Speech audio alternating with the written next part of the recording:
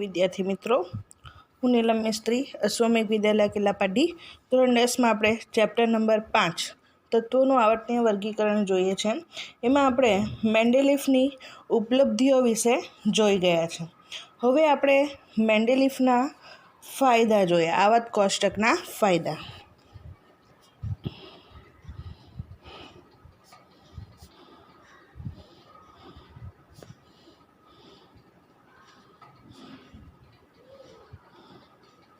તો મેન્ડેલિફે જ્યારે આ તત્વોનું વર્ગીકરણ કર્યું ત્યારે કેટલાક તત્વો ન શોધાયા હતા, બરાબર, શોધાવાના બાકી હતા. તો આવા જે તત્વો જે શોધાયા ન હતા એવા તત્વોના સંશોધન કાર્ય માટે શું થયું, તો એને વેગ મળ્યો હતો, બરાબર. એટલે કે મેન્ડેલિફના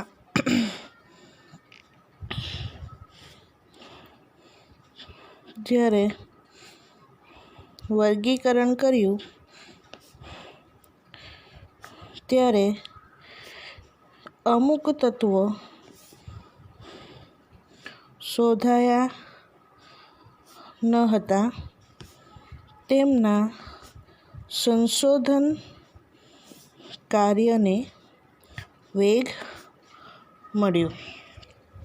બીજો ફાયદો એ છે કે કેટલાક તત્વોના જે પરમાણુય દળ હતા એ પરમાણુય દળની ફરીથી ચકાસણી થઈ, બરાબર.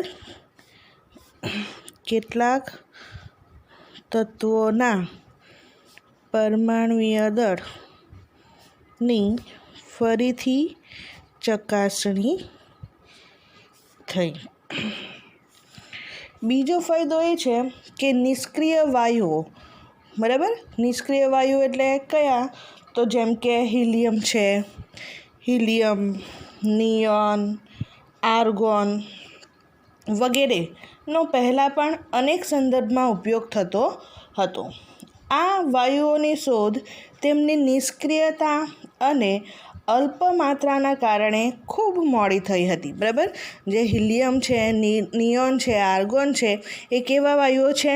નિષ્ક્રિય વાયુઓ, ખાસ યાદ રાખજો, બરાબર. તો આ નિષ્ક્રિય વાયુઓ જે છે એ વાયુઓનો પહેલાં પણ સંદર્ભ તરીકે ઉપયોગ થતો હતો, પરંતુ એમની જે નિષ્ક્રિયતા છે, એમનું જે પ્રમાણ છે કેવું છે, ખૂબ જ ઓછું હોવાને કારણે એમની શોધ મોડી થઈ હતી.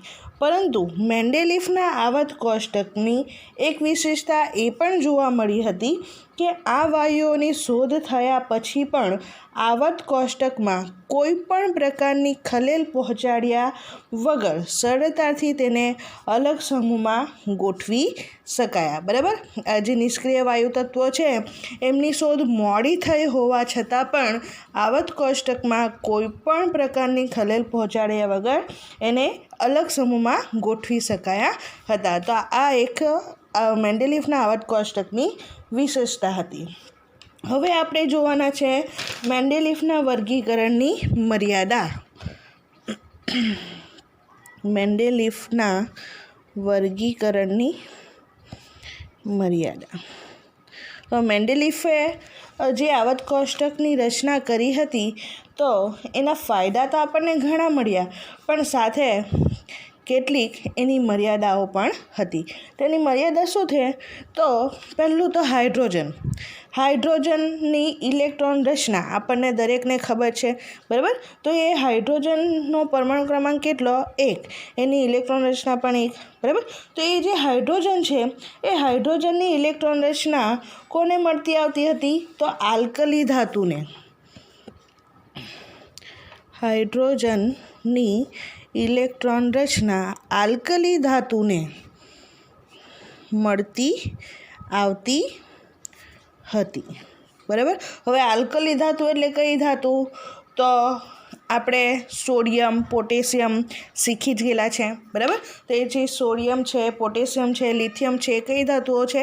આલ્કલી ધાતુઓ છે, બરાબર. તો આ જે આલ્કલી ધાતુઓ છે એની જે ઇલેક્ટ્રોન રચના છે એ અને હાઇડ્રોજનની જે ઇલેક્ટ્રોન રચના છે એ શું થાય છે? એકબીજાને મળતી આવે છે, બરાબર. તો તો આલ્કલી ધાતુઓની માફક હાઇડ્રોજન પણ, બરાબર, આલ્કલી ધાતુઓની ઇલેક્ટ્રોન રચનાને હાઇડ્રોજનની ઇલેક્ટ્રોન રચના મળતી આવે છે અને એના જ કારણે આલ્કલી ધાતુઓની જેમ હાઇડ્રોજન પણ હેલોજન અને ઓક્સિજન અને સલ્ફર સાથે, કોની સાથે? હેલોજન એટલે આપણને ખબર છે ક્લોરીન, બ્રોમિન, ફ્લોરિન વગેરે, બરાબર. હેલોજન, ઓક્સિજન અને સલ્ફર સાથે એક સમાન સૂત્ર ધરાવતા સંયોજનો બનાવે છે. જેમ કે તમને બુકમાં અહીંયા એક કોષ્ટક આપવામાં આવેલું છે કે હાઇડ્રોજનના સંયોજન, જેમ કે હેલોજન સાથે HCl તરીકે, ઓક્સિજન સાથે H2O તરીકે, સલ્ફર સાથે H2S, બરાબર, હાઇડ્રોજન સલ્ફાઇડ તરીકે, બરાબર. એ જ રીતે આલ્કલી ધાતુ તરીકે આપણે સોડિયમ લઈએ તો સોડિયમમાં હેલોજન તરીકે ક્લોરીન લઈએ તો NaCl, ઓક્સિજન સાથે લઈએ તો Na2O અને સલ્ફર લઈએ તો Na2S, બરાબર.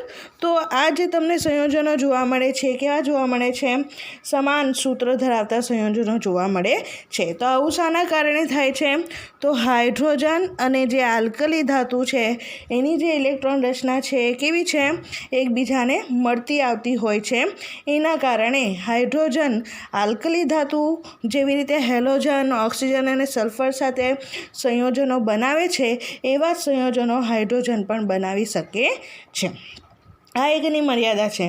બીજી તરફ હેલોજનની માફક હાઇડ્રોજન પણ દ્વિપરમાણુ અણુ. હવે બીજી મર્યાદા કઈ છે? તો બીજી મર્યાદા એ છે કે હેલોજન આપણે જોઈએ ક્લોરીન, તો ક્લોરીન તમને Cl2 સ્વરૂપે જોવા મળે, બરાબર. બ્રોમિન Br2 તરીકે જોવા મળે. ખ્યાલ આવતો છે? ઓકે, બરાબર. તો હેલોજનની માફક હાઇડ્રોજન પણ દ્વિપરમાણુય અણુ સ્વરૂપે અસ્તિત્વ ધરાવે છે. એટલે કે હાઇડ્રોજન પણ તમને H2 સ્વરૂપે જોવા મળે છે, બરાબર. તો હેલોજનની માફક હાઇડ્રોજન પણ દ્વિપરમાણુય અણુ સ્વરૂપે અસ્તિત્વ ધરાવે છે. તેમજ તે ધાતુઓ અને અધાતુઓ સાથે સંયોજાઈને સહસંયોજક બંધ પણ બનાવે છે. આપણે જોઈ જ ગયેલા છે કાર્બન સાથે CH4, ઓકે, મિથેન, ઓકે. તો આ જે કાર્બન છે એ શું છે? અધાતુ છે, બરાબર. તો એવી જ રીતે ધાતુ સાથે અથવા તો અધાતુ સાથે એ ઇલેક્ટ્રોનની આપલે દ્વારા સહસંયોજક બંધ પણ બનાવે છે, બરાબર. તો આ એક શું થઈ? મેન્ડેલિફના વર્ગીકરણની મર્યાદા, બરાબર. બીજું આવશે એની મર્યાદા, ઓકે. અહીંયા એક પ્રવૃત્તિ આપેલી છે, પ્રવૃત્તિ સમજી લઈએ. તમે જોઈ શકો છો પ્રવૃત્તિ 5.1 એમાં તમને કીધું છે કે હાઇડ્રોજનની આલ્કલી ધાતુઓ અને હેલોજન પરિવાર સાથેની સમાનતાને જોતા તેને મેન્ડેલિફના આવર્ત કોષ્ટકમાં યોગ્ય સ્થાન પર મૂકો. હાઇડ્રોજનને કયા સમૂહોને આવર્તમાં રાખવું જોઈએ? ચાલો આપણે પહેલા પ્રશ્નનો વિચાર કરીએ. તો હાઇડ્રોજનની આલ્કલી ધાતુઓ અને હેલોજન પરિવાર સાથેની જે સમાનતા જોવા મળે છે એના આધારે આપણે યોગ્ય સ્થાન આપવાનું છે, બરાબર. તો હાઇડ્રોજન જે છે એ હાઇડ્રોજનની ઇલેક્ટ્રોન રચના આપણે જોઈએ તો હાઇડ્રોજનની ઇલેક્ટ્રોન રચના કોને મળતી આવે છે? તો આલ્કલી ધાતુ તત્વોને મળતી આવે છે, બરાબર. અને આલ્કલી ધાતુ તત્વોની જેમ હાઇડ્રોજન પણ હેલોજન, ઓક્સિજન અને સલ્ફર સાથે સમાન આણ્વીય સૂત્ર ધરાવતા સંયોજનો બનાવે છે. અને આથી જ આપણે હાઇડ્રોજનને આલ્કલી ધાતુ તત્વોના સાથે સમૂહ 1માં મૂકી શકીએ છીએ, બરાબર, સ્થાન આપી શકીએ છીએ. પણ હાઇડ્રોજન એ હેલોજન તત્વની માફક દ્વિપરમાણુય અણુ સ્વરૂપે પણ અસ્તિત્વ ધરાવે છે, બરાબર. આ ઉપરાંત જેવી રીતે હેલોજન ધાતુ અને અધાતુ સાથે ઇલેક્ટ્રોનની આપલે દ્વારા અથવા તો ઇલેક્ટ્રોનની ભાગીદારી કરીને જે આયનિક અને સહસંયોજક બંધ બનાવે છે એ રીતે હાઇડ્રોજન પણ બનાવે છે, બરાબર. તો આ રીતે આના પ્રમાણે જો જોવા જઈએ તો હાઇડ્રોજનને હેલોજન તત્વો સાથેના જે સમૂહ છે, સમૂહ 7 એમાં સ્થાન મળવું જોઈએ, બરાબર. એટલે જો આલ્કલી સાથે હાઇડ્રોજનની સરખામણી કરીએ તો એને સમૂહ 1માં સ્થાન મળવું જોઈએ અને હેલોજન સાથે જો હાઇડ્રોજનની સરખામણી કરીએ તો એને સમૂહ 7માં સ્થાન મળવું જોઈએ, બરાબર. આમ હાઇડ્રોજનનું આવર્ત કોષ્ટકમાં સ્થાન કેવું છે? ચર્ચાસ્પદ છે. એનું સ્થાન આવર્ત કોષ્ટક એનું સ્થાન સમૂહ 1માં પણ આપી શકીએ છીએ અને સમૂહ 7માં પણ આપી શકીએ છીએ, બરાબર. આમ હાઇડ્રોજનનું આવત કોષ્ટકમાં સ્થાન કેવું છે? ચર્ચાસ્પદ છે. તેમ છતાં તેને સમૂહ 1 અને આવત 1માં આપણે મૂકીએ છીએ, એને મૂકી શકીએ છીએ. ઓકે, હવે આમ આપણે ચોક્કસપણે કહી શકીએ કે આવત કોષ્ટકમાં હાઇડ્રોજનને નિશ્ચિત સ્થાન આપી શકાય નહીં, અને આ મેન્ડેલિફના આવત કોષ્ટકની શું છે? પ્રથમ મર્યાદા છે, બરાબર. કેમ હાઇડ્રોજનને ચોક્કસ સ્થાન નહીં આપી શકાય એ ખ્યાલ આવ્યો? કારણ કે હાઇડ્રોજનની ઇલેક્ટ્રોન રચના છે કોને મળતી આવે છે? આલ્કલીને, બરાબર. અને આલ્કલીના આધારે જો જોઈએ તો એને સમૂહ 1માં સ્થાન મળવું જોઈએ. અને બીજી બાજુ હાઇડ્રોજન એ કયા સ્વરૂપે અસ્તિત્વ ધરાવે છે? દ્વિપરમાણુય અણુ સ્વરૂપે અસ્તિત્વ ધરાવે છે. એટલે કે હેલોજન જે રીતે દ્વિપરમાણુય અણુ સ્વરૂપે અસ્તિત્વ ધરાવે એ જ રીતે હાઇડ્રોજન પણ ધરાવે છે, બરાબર. માટે એને સમૂહ 7માં સ્થાન મળવું જોઈએ, બરાબર. આમ હાઇડ્રોજનને આપણે આવત કોષ્ટકમાં એક નિશ્ચિત સ્થાન આપી શકતા નથી. આમ મેન્ડેલિફના વર્ગીકરણની આ એક પ્રથમ મર્યાદા છે. હવે મેન્ડેલિફે તત્વોના આવર્તી વર્ગીકરણ આપ્યા બાદ લાંબા સમય પછી સમસ્થાનિકો શોધાયા. હવે સમસ્થાનિકો વિશે આપણે શીખી જ ગયેલા છે, બરાબર. તો એ લાંબા સમય પછી શું થયું? સમસ્થાનિકોની શોધ થઈ. તો કોઈ પણ તત્વના સમસ્થાનિકો જોઈએ આપણે તો એના જે રાસાયણિક ગુણધર્મો હોય છે કેવા હોય છે? સમાન હોય છે, પરંતુ એમના જે પરમાણુય દળ હોય છે કેવા હોય છે? જુદા જુદા હોય છે. તમને એક પ્રવૃત્તિ આપેલી છે, પ્રવૃત્તિ દ્વારા આપણે સમજીએ. ઓકે, તમે અહીંયા પ્રવૃત્તિ 5.2 જોઈ શકો છો. તો એમાં તમને કીધું છે કે ક્લોરીનના સમસ્થાનિક Cl35 અને Cl37ને ધ્યાનમાં લો. તેમના પરમાણુય દળ જુદા જુદા હોવાથી શું તમે તેઓને અલગ અલગ જૂથમાં મૂકશો, અથવા તેમના રાસાયણિક ગુણધર્મ સમાન હોવાથી તેમને એક સ્થાન પર રાખશો, બરાબર. હવે આપણે ક્લોરીન 35 અને ક્લોરીન 37ને ધ્યાનમાં લઈને ચર્ચા કરવાની છે. તો શું એના જે પરમાણુય દળ છે અલગ અલગ છે, તો એને ધ્યાનમાં લઈને આપણે એને અલગ જૂથમાં ગોઠવશું, કે પછી એના જે રાસાયણિક ગુણધર્મ છે તેને ધ્યાનમાં લઈને આપણે એક સ્થાન પર ગોઠવશું, એની ચર્ચા કરવાની છે. ઓકે, તો અહીંયા તમે જોઈ શકો છો કે Cl35 અને Cl37, બરાબર. એટલે કે એ જે છે એ કોના સમસ્થાનિક છે? તો ક્લોરીનના સમસ્થાનિક છે. ઓકે, તો ક્લોરીન જે છે એનો જે પરમાણુય ક્રમાંક છે એ કેવો છે? 17 છે. બંનેનો જે પરમાણુ ક્રમાંક થશે એ કેવો થશે? સમાન થશે. અને એ કેટલો? 17. અને આથી બંનેની જે ઇલેક્ટ્રોન રચના છે એ કેવી થશે? સમાન થશે. આ ઉપરાંત એના જે રાસાયણિક ગુણધર્મ છે, ઇલેક્ટ્રોન રચના સમાન, બરાબર. રાસાયણિક ગુણધર્મ જે છે એ પણ કેવા થશે? સમાન થશે, બરાબર. પરંતુ એમના જે પરમાણુય દળ છે એ કેવા છે? અસમાન, અથવા તો જુદા જુદા આપણે કહી શકીએ, બરાબર.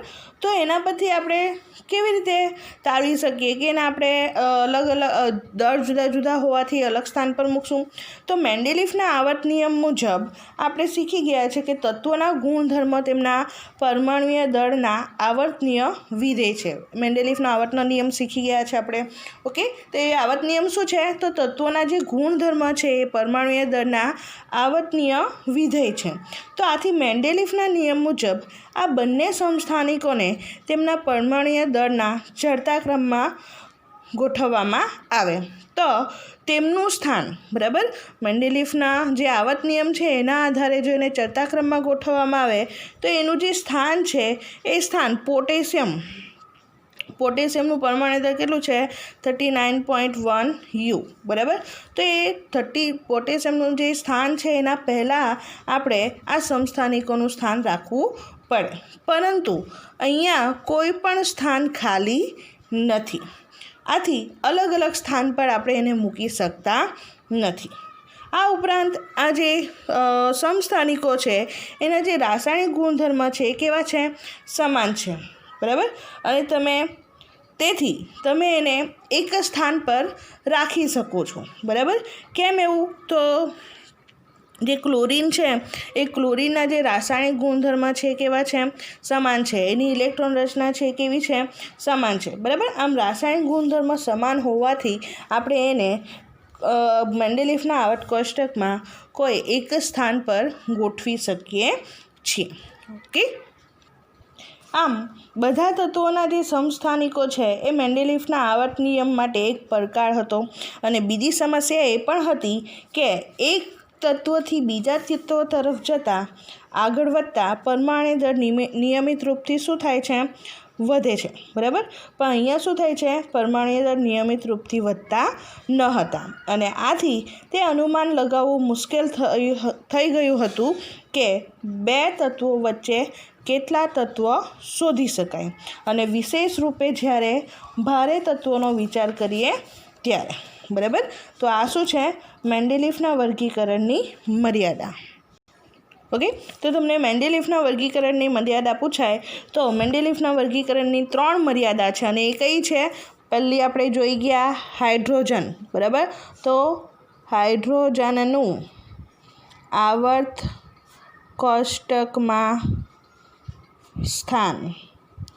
એમાં પછી આપણે હાઇડ્રોજન વિશે જે મેં તમને ડિટેલ સમજાવી છે એ લખવાની રહેશે. ઓકે, ત્યારબાદ બીજી મર્યાદા કઈ આવશે? તો સમસ્થાનિકોનું સ્થાન. તો એમાં આપણે સમસ્થાનિકની ચર્ચા કરી એ તમારે લખવાની રહેશે. બરાબર, અને ત્રીજી મર્યાદા કઈ આવશે? તો તત્વોના પરમાણ્વીય દળની અનિયમિતતા. ઓકે, તો આ 3 મર્યાદા મેન્ડેલિફના વર્ગીકરણની છે, જે ખાસ ધ્યાન રાખવી. ઓકે, ત્યારબાદ હવે પ્રશ્ન બુકમાં તમને પ્રશ્ન આપેલા છે તો એ પ્રશ્નની ચર્ચા કરી લઈએ આપણે. ઓકે, તો પહેલો પ્રશ્ન તમે જોઈ શકો છો. તો પહેલો પ્રશ્ન છે કે મેન્ડેલિફના આવર્ત કોષ્ટકનો ઉપયોગ કરી નીચેના તત્વોના ઓક્સાઇડના સૂત્રોનું અનુમાન લગાવો. બરાબર, પહેલું છે કે. બરાબર, તો મેન્ડેલિફના જે આવર્ત કોષ્ટક છે એ આવર્ત કોષ્ટકનો આપણે ઉપયોગ કરવાનો છે અને એના ઓક્સાઇડના સૂત્રોનું આપણે શું કરવાનું છે? અનુમાન લગાવવાનું છે. ઓકે, તો આ મેન્ડેલિફનું આવર્ત કોષ્ટક છે, તમને બુકમાં આપેલું જ છે. બરાબર, તો એનો ઉપયોગ કરવાનો છે આપણે. તો તમે જોઈ શકો છો કે એમાં કે એટલે કે પોટેશિયમ ક્યાં આપેલો છે? તો પહેલા સમૂહમાં આપેલો છે. બરાબર, અને પહેલા સમૂહમાં ઓક્સાઇડનું જે સામાન્ય સૂત્ર છે એ શું છે? R2O. બરાબર, જ્યાં આર બરાબર આપણે શું લેવાનું છે? અહીંયા જે તત્વો આપેલા છે એ તત્વો લેવાના છે. ઓકે, એટલે આરની જગ્યાએ આપણે અહીંયા શું લેવાનું છે?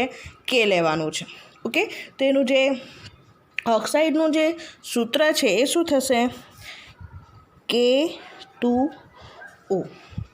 બરાબર, એ જ રીતે તમને બીજું આપેલું છે કાર્બન. બરાબર, તો કાર્બન તમને ક્યાં આપેલો છે? તો કાર્બન તમને અહીંયા ચોથા સમૂહમાં આપેલો છે. બરાબર, તમે આ નંબર જોઈ શકો છો 1 2 3 4. બરાબર, તો આ જે શું છે એ શું છે? ચોથો સમૂહ છે. બરાબર, તો ચોથા સમૂહમાં તમને કાર્બન આપેલો છે અને એ ચોથા સમૂહનું જે સામાન્ય સૂત્ર છે ઓક્સાઇડનું એ શું છે? RO2. બરાબર, એટલે એનો મિનિંગ શું થઈ ગયો? આરની જગ્યાએ આપણે શું લેવાનું છે? કાર્બન લેવાનો છે. તો કાર્બનનું ઓક્સાઇડનું અનુમાન આપણે કરીએ સામાન્ય સૂત્રનું તો શું થશે? CO2. ઓકે, એ જ રીતે એલ્યુમિનિયમ આપેલું છે. તો એલ્યુમિનિયમ તમને અહીંયા ત્રીજા સમૂહમાં જોવા મળશે અને ત્રીજા સમૂહનું સામાન્ય સૂત્ર શું છે? R2O3. બરાબર, તો R2ની જગ્યાએ આપણે શું લેવાનું છે? એલ્યુમિનિયમ. તો એનું સૂત્ર શું થઈ જશે? Al2O3. ઓકે, એ જ રીતે બીજું આપેલું છે તમને સિલિકોન SI. SI કયા સમૂહમાં છે? ઓકે, અહીંયા જોઈ શકો ચોથો સમૂહ છે. બરાબર, તો એમાં પણ એનું જે સામાન્ય સૂત્ર આવશે એ શું આવશે? SiO2. બરાબર, અને છેલ્લું આપેલું છે બેરિયમ. તો બેરિયમ કયા સમૂહમાં આપેલું છે? બેરિયમ છે ઓકે આયરું બીજા સમૂહમાં છે. બરાબર, તો બીજા સમૂહનું રાસાયણિક સામાન્ય સૂત્ર શું છે? RO, એટલે કે BaO. આ શું થશે? એના ઓક્સાઇડના સૂત્રો. ઓકે, એ જ રીતે તમને અહીંયા હાઇડ્રોજન સાથેના પણ આપેલા છે RH, RH2, RH3. બરાબર, તો તમને હાઇડ્રોજન સાથેના પણ તમને સૂત્ર તમને પૂછી શકાય. ઓકે, બીજા પ્રશ્નની ચર્ચા કરીએ. બીજો પ્રશ્ન છે કે ગેલિયમ સિવાય અત્યાર સુધી કયા કયા તત્વો વિશે જાણ થઈ છે જેના માટે મેન્ડેલિફે પોતાના આવર્ત કોષ્ટકમાં ખાલી સ્થાન છોડ્યું હતું, અને પછી તેમને કૌંસમાં કીધું છે કે ગમે તે 2. બરાબર. તો ગેલિયમ સિવાય બીજા કયા કયા તત્વો વિશે આપણને જાણ થઈ છે કે જેના વિશે મેન્ડેલિફે આવર્ત કોષ્ટકમાં ખાલી સ્થાન છોડેલું હતું? તો તે આપણે જોઈ ગયા છે. એકા એલ્યુમિનિયમ, એકા બોરોન, એમાં જોઈ ગયા છે. બરાબર. તો ગેલિયમ સિવાય બીજું છે જર્મેનિયમ અને સ્કેન્ડિયમ. બરાબર. જર્મેનિયમની સંજ્ઞા છે Ga અને સ્કેન્ડિયમની સંજ્ઞા છે Sc. બરાબર, ખાસ ધ્યાન રાખજો. ઓકે, તો ગેલિયમ સિવાય કોણ આવશે?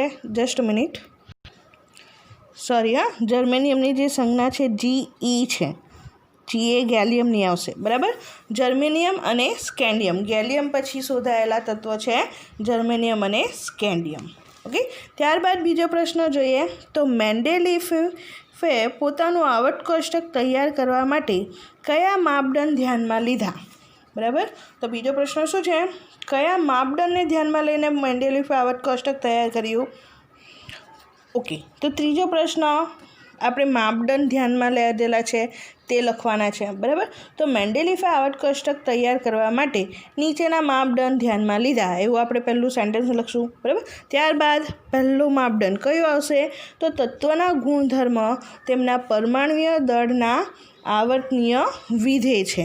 આ આવર્ત નિયમ આવશે. બરાબર. તો પહેલું માપદંડ છે તત્વોના ગુણધર્મ તેમના પરમાણ્વીય દળના આવર્તનીય વિધેય છે. ઓકે, ત્યારબાદ બીજું માપદંડ કયું છે? તો સમાન ગુણધર્મવાળા તત્વોને એક જ સમૂહમાં ગોઠવ્યા. બરાબર. સમાન ગુણધર્મવાળા તત્વોને એક જ સમૂહમાં ગોઠવવા. અને ત્રીજું માપદંડ છે તત્વો દ્વારા બનતા ઓક્સાઇડ અને હાઇડ્રાઇડના આણ્વીય સૂત્રનો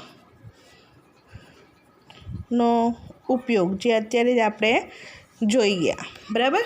તો આ 3 માપદંડો ધ્યાનમાં લઈને મેન્ડેલિફે આવર્ત કોષ્ટકની રચના કરી અથવા તો આવર્ત કોષ્ટક તૈયાર કર્યું. ત્યારબાદ હવે ચોથો પ્રશ્ન જોઈએ. ઓકે, ચોથો પ્રશ્ન છે તમારા મત મુજબ નિષ્ક્રિય વાયુને શા માટે અલગ સમૂહમાં રાખવામાં આવ્યા? બરાબર. ચોથો પ્રશ્ન શું છે? તો આપણા મત મુજબ આપણે જણાવવાનું છે કે શા માટે નિષ્ક્રિય વાયુને અલગ સમૂહમાં રાખવામાં આવ્યા. તો આપણે ચર્ચા કરી જ ગયા છે. નિષ્ક્રિય વાયુઓ જેવા કે કયા આવશે? તો હિલિયમ છે, નિયોન એની, આર્ગોન છે વગેરે જેવા જે તત્વો છે એને શું કહેવાય? નિષ્ક્રિય વાયુ તત્વો તરીકે ઓળખવામાં આવે છે. બરાબર. અને આ જે નિષ્ક્રિય વાયુ તત્વો છે એ વાતાવરણમાં કેવા છે? ખૂબ જ અલ્પ પ્રમાણમાં છે. બરાબર. અને એની જે રાસાયણિક નિષ્ક્રિયતા છે એ પણ કેવી છે? નિષ્ક્રિયતાના આધારે આપણને ખ્યાલ જ આવી જશે. બરાબર. એટલે કે રાસાયણિક પ્રક્રિયા આપતું નથી, ખૂબ જ નિષ્ક્રિય છે. બરાબર. અને એના કારણે એમની જે શોધ થઈ હતી એ પણ કેવી થઈ હતી? ખૂબ જ મોડી થઈ હતી. બરાબર.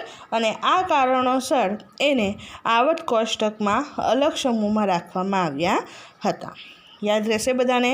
ઓકે, શું આવશે આન્સર? નિષ્ક્રિય વાયુઓ જેવા કે હિલિયમ, નિયોન, આર્ગોન વગેરેનું વાતાવરણમાં ખૂબ જ અલ્પ પ્રમાણ અને રાસાયણિક નિષ્ક્રિયતાને કારણે તેમને અલગ સમૂહમાં રાખવામાં આવ્યા હતા. ઓકે, તો અહીંયા આપણું મેન્ડેલિફનું આવર્ત કોષ્ટક પૂર્ણ થાય છે. બરાબર. ત્યારબાદ હવે આપણે જોવાના છે આધુનિક આવત કોષ્ટક એટલે કે મેન્ડેલિફ દ્વારા જે આવત કોષ્ટકની રચના થઈ હતી તો એમાં પણ કેટલાક સુધારા વધારા કરવામાં આવ્યા હતા અને એક નવું આવત કોષ્ટકની રચના કરવામાં આવી હતી જેને આધુનિક આવત કોષ્ટક તરીકે ઓળખવામાં આવે છે. તો હવે આપણે નેક્સ્ટ થિયરી જોઈશું અવ્યવસ્થિતમાંથી વ્યવસ્થિત કરવું એટલે કે આધુનિક આવત કોષ્ટક. Thank you.